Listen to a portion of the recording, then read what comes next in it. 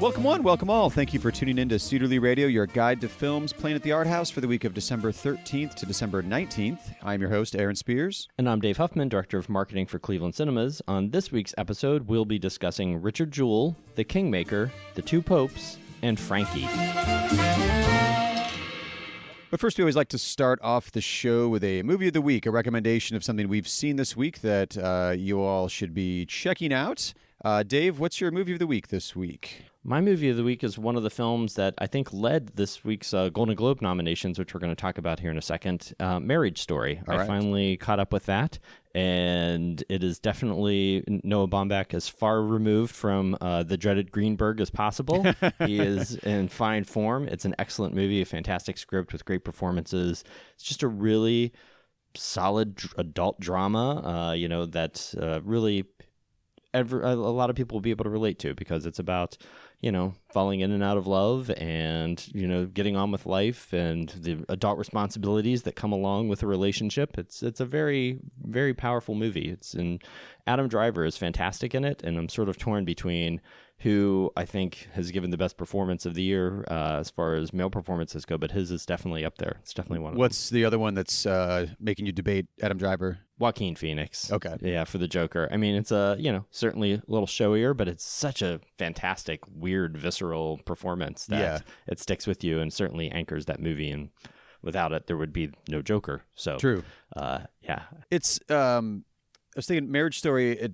Like you're comparing it to Joker, it doesn't really have that what do you call it, like that elevator pitch, like that high concept hook. You're like, it's about people falling out of love, like what you just said. Like I'm intrigued because of the actors and the filmmaker, but like there's the story hook isn't. Yeah, it's not a plot-driven thing. It's just this is an aspect of many people's lives that they have to deal with, and a lot of people will be able to relate to it. It does have an emotional impact that that you, depending on your personal experiences, will affect you more than maybe others. If you're the person if you're the one person out there that fell in love with your high school sweetheart and you've never had a problem in your life and you guys have been together for 80 years and everything's been smooth sailing, then good for you. Good job. Most people don't have that. Right. Yeah, it's a very good film, and sadly it's going to be ending its run here at the Cedarly on Thursday. So you only have if you're listening to this when this comes out on Thursday morning, you only have one more day to see it in the theater, but it is of course now available on Netflix, so you'll be able to see it there. So wow. All right. I was kind of setting you up there with that commentary on Marriage Story a little bit, because I also have, this is weird. It's parallel in an interesting way. So I also watched an Adam Driver movie. Oh. From this year. That was in theaters for a limited time and is now streaming. And that is The Report from Scott Z. Burns, writer-director, his feature film directorial debut. And it does have a high concept, sure does. Elevator pitch to it. Political thriller. It is. Yeah. It's he plays Daniel Jones, who was tasked with leading an investigation into the CIA's post 9/11 detention and interrogation and torture techniques. So that has a hook to it, and it really plays into some of Adam Driver's strengths as an actor, where he's, it's a research movie. It's really more of like a journalistic movie. It has a lot of vibes of like a State of Play or Spotlight or that type of thing. So now it is a congressional investigation, so it's not like he's a journalist digging into the story, but that's the format for the movie. There's a lot of like typing at computers and printing stuff and getting outraged morally as, more and more truths come out. But then it's also the way that truth can come out via congressional investigation versus like, let's just print it kind of. I mean, I'm being glib. It takes a lot more to just, say print it, as all those other movies have shown. But he gets into, very... what's the way to say it? He does like self-righteous anger very, very well as he gets more and more frustrated. And even at one point, Annette Bening, plays Dianne Feinstein in this movie, at one point she even asks him, who do you work for, The Report or for me? Because he works for her. But he's so clearly like disturbed by The Report and everything. But it's not your usual just like typing and researching and cutting and pasting stuff. Like as he's researching the CIA's torture techniques, it's flashbacks to actually seeing how those decisions were made. So it's almost like half investigation, half playing out of what happened. And then Right. so then you see that it's all redacted and et cetera, et cetera. But it's a really good, like journalistic thriller, I would say. Again, cool. sadly, is streaming now and not in theaters. That one's on Amazon though. Yeah, we had it, I think, for 2 weeks here at the Cedar League. I was really trying to, but yeah, and then it quickly. It's again, it's one of those things where people aren't always in the mood for such a heavy topic whenever they're deciding on their evening out. You know Right. what I mean? Same thing Absolutely. with Marriage Story. You know, it's done pretty well here actually, but those types of topics aren't exactly like, hey, honey, what do you want to do in our fun Friday night out after a hard week at work? You know, they don't always Right. want to, you know, put themselves in a cinematic situation that can be just as unsettling or you know, troubling and making you relive something that maybe you don't want to think about. So I understand that. That's why we have, you know, Hollywood blockbusters. And I always joke that, you know, I need a movie with explosions as well. Right. So there's nothing wrong with needing, you know, a good, fun popcorn movie that just, you know, diverts your attention. But we, and Annette Bening did actually get a Golden Globe nomination as well for that. So if you haven't seen, the Golden Globe nominations did come out on Monday, and those are, of course, given out by the Hollywood Foreign Press Association. So it's a very small group of people. It's Right, about right. like 30 or 50 people. I can't even remember. It's a very small number. I was thinking it was like 90 or something, but It might be 90. yeah, it's very still, small. It's not even very small. over 100. Yeah, it's a very small group that has a tremendous amount of power in a weird way because they really used to be a lot more so the precursors to the Oscars, but now because of kind of the juggling of the nomination schedule and things like that, it's a little less impactful, but it's still a very prestigious and kind of seen as the second most prestigious award after the Oscars. So getting a Golden Globe nomination is certainly nothing to, you know, slouch about there. But the film I think that did get the most nominations was Marriage Story with 6. Irishman had 5, including Best Picture Drama, and 2 supporting actor nominations for Al Pacino and for Joe Pesci. So I was happy to see Joe Pesci get a nomination for that. And my favorite film of the year and one of my favorite films of the decade, Parasite, got Best Foreign Language Film, Best Director, and Best Screenplay. So the fact that it got those kind of nominations really show that people are paying attention to it. Usually a foreign language film only ever gets the foreign language film nomination. The fact that he got a director and screenplay shows that people are recognizing that this is an exceptional movie. So if you haven't seen Parasite yet, what are you waiting for? I don't know how many more times you have to tell you. It's a fantastic movie. Okay, you may not know the answer to this one, but I was curious. How do they do the drama comedy submissions? Like, would the studio behind Parasite have to have submitted it for best musical or comedy? I'm guessing because it's social satire, they would go musical comedy over drama. But like, is it possible for a foreign language film to get a best drama or musical comedy nomination? I don't know about foreign language films because I was trying to think, actually off the top of my head I can't think of a foreign language film that they have nominated for Best Picture. So they might have different governing rules since they are a foreign press association. In the Oscars, any film could be nominated for the best motion picture, but they might have specific rules that say they have to be, you know, and wait, was Roma nominated last year for best? I don't know. Now we're just sort of like letting our minds wander and speculate on air. But I was just curious. We'll fact check that ourselves. So but I was just trying to think recently of any other foreign language film that would have had the kind of power. But it is interesting. We always talk about this too. Like, we all pay attention to these Oscar nominations and all these awards nominations when they're coming out, and then they really don't stick in your brain very long after that. Sometimes you really have to give it more thought to try to remember what got what. Well, thanks to the internet, no, Roma did not get nominated last year for drama or for comedy. So so that makes me think that they have specific rules about that. And they just changed their rules. A film that ended up getting no nominations, which was kind of a surprise when you talk about snubs and surprises here, Uncut Gems. They had originally, the studio had submitted it as a comedy. Now, Uncut Gems is not a comedy, so it would have been. I think they were just thinking, well, Adam Sandler might have a better chance of getting nominated under this category.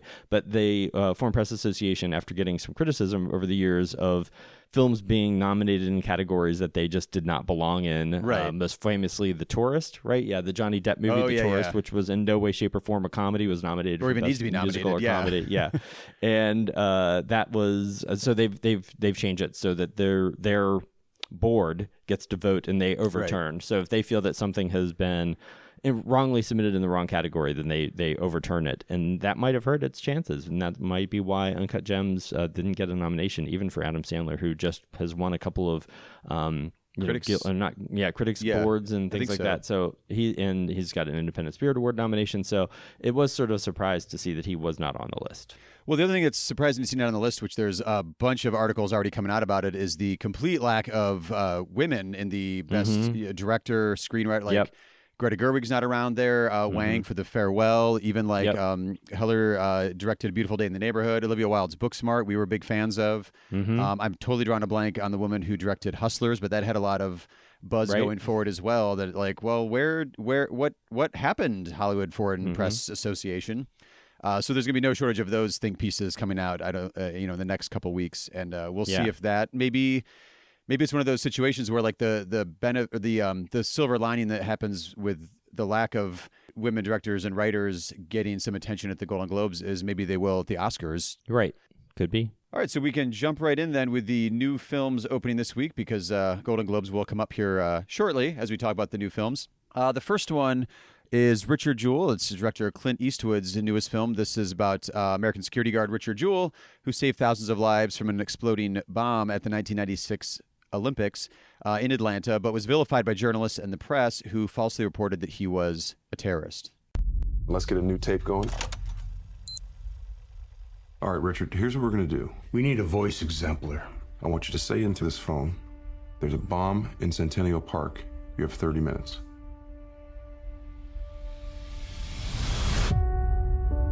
Richard, you're a national hero now. Thank you, sir. But I was just doing my job. Move away from the town! You always look at the guy who found the bomb just like you always look at the guy who found the body. Jewell fits the profile of the lone bomber. A frustrated white man who is a police wannabe who seeks to become a hero. We're running it. You're a suspect. You don't talk. I talk. Say it. I don't talk. This might be the only way to clear your name. I want you to say there's a bomb in Centennial Park. You have 30 minutes. Stop trying to be their best friend. I was raised to respect authority. Authorities are looking to eat you alive. There's a bomb in Centennial Park. You have 30 minutes. I'm sorry, what? His accusers are two of the most powerful forces in the world, the United States government and the media. Dave, Clint Eastwood is a filmmaker that is interesting. I'll dip in and check out one of his movies when there's a lot of critical praise for it, but he's just not a filmmaker that I'm waiting for his next movie. Luckily, he is one of those very prolific filmmakers that seems like, didn't he just have a movie like 4 months ago that came out? He's very prolific even at the age he's at.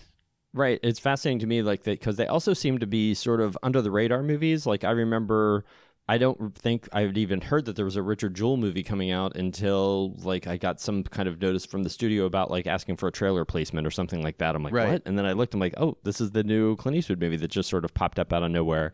And then I think it was the same thing last year for The Mule, which also sort of, like, came out of nowhere. It's like, so Clint Eastwood projects kind of fly under the radar, it seems like, or no one just pays too much advanced attention to them anymore. But then they come out, and, like, The Mule was a pretty big sleeper hit. I was just going to say, it's not like they're dismissed by audiences either. Like, they're still, like, No, Sully was a hit. American Sniper was a huge hit. Yep.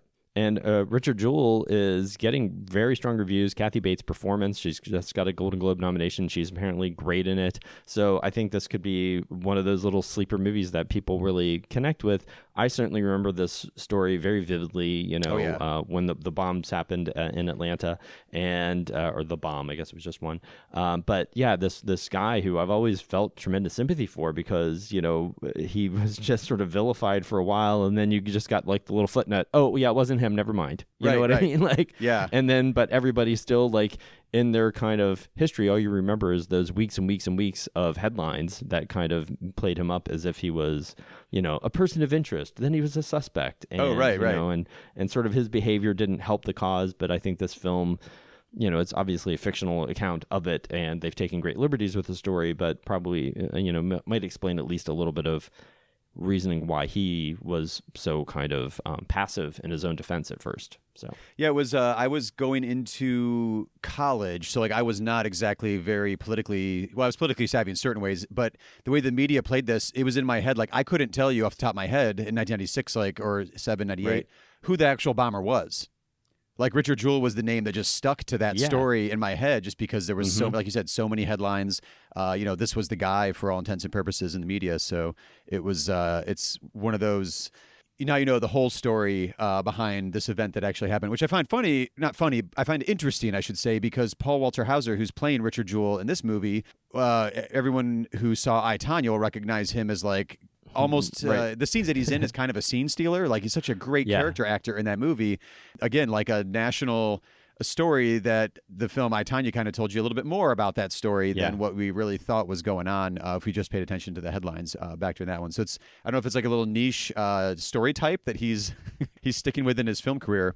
And maybe if this wasn't such an incredibly crowded year, he would have, and who knows, he still could get an Oscar nomination, but it is such a competitive year with great performances. Yeah. There's probably, 3 people that I would say are definitely a lock for performances and about for Best Actor. And there's, 20 others that are likely candidates. And one thing that we forgot to mention when we were talking about snubs and surprises, that nothing for The Lighthouse, that Willem Dafoe wasn't nominated. Oh, I didn't even notice that. Yeah. So that's when you have, that caliber of work not being recognized because it's such a competitive year, that says something. So, right. Well, the next film they're opening up is a new documentary called The Kingmaker by Lauren Greenfield. This film explores the disturbing legacy of the Marcos regime and chronicles Imelda's present-day push to help her son, Bong Bong, win the vice presidency. To this end, Imelda confidently rewrites her family's history of corruption. Her big dream is to restore the greatness of the Marcos family. It's scary if these people are brought to power again. I was always criticized for being excessive, but that is mothering. 3,000 pairs of shoes. Shipping animals from Africa. Picasso. Michelangelo. The demonstrators stormed the gates of the palace to take back what they said was theirs. There was a big reception. I had to wear jewelry. And we were told, get into the helicopter. So I put diamonds in diapers. It saved us later on to pay lawyers. Imelda Marcos has gotten away with murder.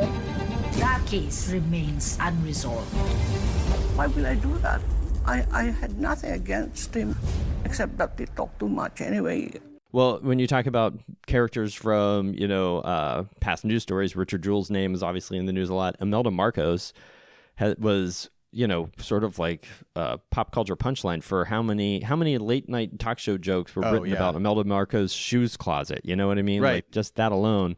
And she is one of these figures that's just kind of always fascinated people, even to this day. I mean, David Byrne wrote this amazing musical all about her, and it's just fascinating stuff that people are still looking at her, and the fact that she is still a player over in this in this country that at a time basically wanted to see them all hung up, and it was amazing that they were not.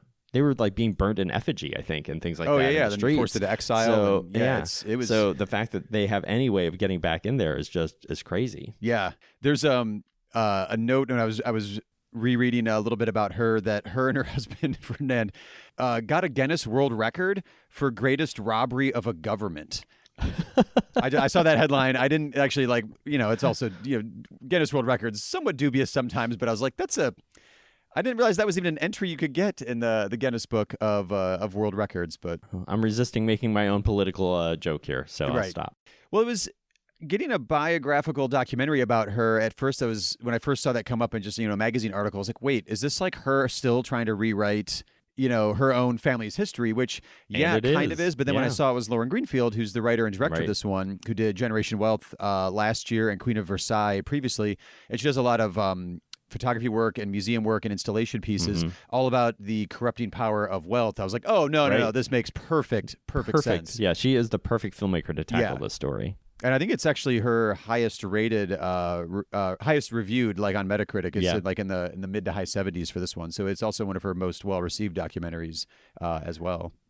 And while I can never guarantee how long any film is going to be playing, I will just say we have a lot of movies coming up in the next few weeks that are opening for the holidays. So this film probably won't be playing for too long. So if you're anxious to see The Kingmaker, don't wait too long. Don't think, I'll see it over the holiday break. It might not be here because there's a lot of higher profile movies opening up. And continuing the trend of leaving the theater and going right to streaming, it is a Showtime documentary. So if you do miss it, I imagine Showtime will be promoting that once it hits their streaming platform. The third film this week is The Two Popes from director Fernando Meirelles. This is the story behind the Vatican walls. The conservative Pope Benedict and the liberal future Pope Francis must find common ground to forge a new path for the Catholic Church. What is that plant? It's oregano. Your gardener gave it to me. You're very popular. I just try to be myself. Whenever I try to be myself, people don't seem to like me very much. Confidential church documents were allegedly leaked to the press, alleging corruption and misconduct among the clergy. I hope this business is not too distressing. Does a shepherd run away with the wolves up here? We are moving in directions I can no longer condone. I've struggled to do what must be done, but I've lost. Popes can't resign. If you do this, you will damage the papacy forever. I can no longer sit on the chair of St. Peter. Dave, this story fascinated me, and it's hinted at a little bit in the trailer clip you guys just heard. That whole, like, there's never been a pope that just resigns, like, in our lifetime. Right. It's been, 100 years, whatever it was. It's only happened once before, something like that, where you're like, wait, a pope is stepping down and not being a Catholic or very religious. It was one of those stories in the news that I was paying attention to for like a week because you're like, wait, what? Because it's unheard of. It was one of those things I'm like, you can do that? I didn't know you could do exactly. that. This one, I'm kind of curious then because it's also two just amazing actors. You've got Jonathan Pryce and you've got Anthony Hopkins. Anthony Hopkins, thank you. Wow, my turn to draw a blank. Sorry. Playing the two popes. And a powerhouse director as well telling that story. Is there documentation this is based on, or is it? I don't know how accurate this is going to be as far as like historical record, but I do know that it's apparently a fantastic movie. It did just get a Best Picture nomination, and they're both nominated for Jonathan Pryce as Best Actor and Anthony Hopkins as Best Supporting Actor at the Golden Globes. And it's one of those things we were talking in the office yesterday about Jonathan Pryce, who's one of those actors who has been in so many movies. Like, I don't even know like how many IMDb credits he has, but he's been working, for forever, since the 80s. And has just done fantastic work. And so this is finally, he's gotten the role that makes him kind of rise up above being sort of like the supporting character actor. And now he's getting, a lot of attention for his performance in this. IMDb says 120 roles. All right, there you go. So you could easily play 6 Degrees of Separation with Jonathan Pryce as well, I would imagine. And finally, the next film that we're opening is Frankie, directed by Ira Sachs. Frankie follows 3 generations who have gathered for a vacation organized by the family matriarch. In this fairy tale setting, husbands and wives, parents and children, friends and lovers, stirred by their romantic impulses, discover the cracks between them, as well as an unexpected depth of feeling. And this is, again, one of those movies that normally I would say, oh, they've overcast it because there's so many recognizable names in this movie. But including Isabelle Huppert and, I'm blanking on everybody's name. Marissa Tomei. Oh, yeah, Marissa Tomei's performance in this. I haven't seen this movie yet, but is getting a lot of attention. And I'm fascinated by the way that Marissa Tomei has sort of like validated her Oscar. Because I think whenever she won that Oscar, there was all this, Marissa Tomei won for My Cousin Vinny, but then she got nominated again, and she's just done great work in other things. So I'm like, Marissa Tomei deserved that Oscar. Please stop saying she didn't win that Oscar. Her performance was amazing in My Cousin Vinny. Yeah, she's a fantastic actress. And Ira Sachs is a great director. We've played a lot of his films. He does a lot of great, quiet, kind of introspective movies. Sometimes they only have a couple of characters in them, really. He's a really great writer, kind of like Noah Baumbach. He's a man who really knows how to write a character and then bring them to screen by directing them himself. That's true. And like you said with the cast, like when we've played Love is Strange with Alfred Molina and John Lithgow, that had a full like family cast of characters behind them. Little Men was like an extended family as well. Like he's really good at multi-character, multi-generational storytelling as well, which looks like exactly what he's doing again here with Frankie. All right, we'll be right back with the special events we've got coming up at the theater this week.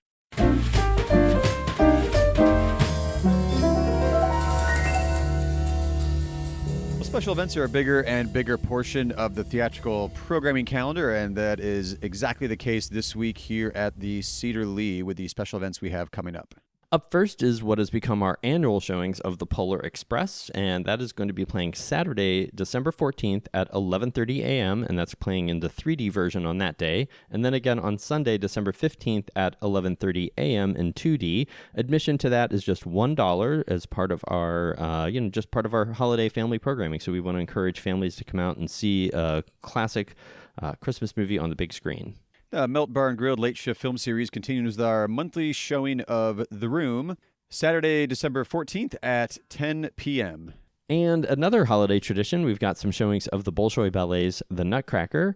At the Cedar Lee, it's going to be playing on Sunday, December 15th at 11 a.m. and Thursday, December 19th at 7 p.m.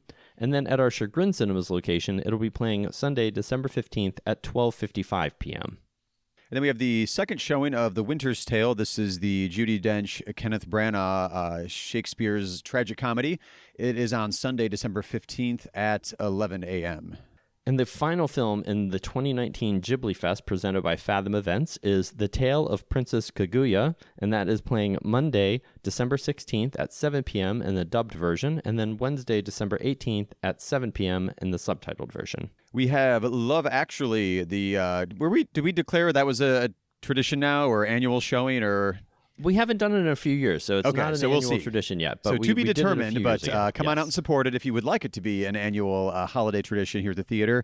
Tuesday, December 17th at 2 p.m. and 7 p.m., both at Cedar Lee Theater and at the Chagrin Cinemas location. And remember, if you have a active Marquee Reward card, there is 2-for-1 admission to Love Actually. And don't worry, with the smartphone, you can activate your Marquee Rewards card in the lobby before you purchase the tickets and enjoy some Love Actually on the big screen. And tickets for that are only $6, so you could see, two people for $6. That's a great deal. There you go. And I know Aaron's not the biggest fan of Love Actually, but I love that movie. So I'm going to try to come watch it again on the big screen, and because that is a fun movie to watch with an audience. And finally, we've got our final showing of Fathom Events presents an encore presentation of They Shall Not Grow Old in 3D. This is Wednesday, December 17th at 7 p.m. This is Peter Jackson's fantastic World War I colorized 3D restored documentary with all this archival footage from World War I. It's really an amazing movie. All right, if you're a regular listener to the show and are wondering where our Cedar Lee 3 picks are for this week, follow the links in the show notes or head on over to any of our social media accounts where we posted our picks for Golden Globe performance snubs. There's a lot of talk because Adam Sandler wasn't nominated, Robert De Niro wasn't nominated, Willem Dafoe wasn't nominated. Sorry, I'm just doing guy performances off the top of my head, but other snubs, both male and female, from the Golden Globes through the years. We're going to do one from this year and then 2 from past years. So you can see our picks for Golden Globe performance snubs, again, over on our social media accounts, or just click on the links in the show notes on the device or however you're listening to this podcast right now. And don't forget to join us next week. We'll be discussing the new films that are set to open as of right now, Bombshell,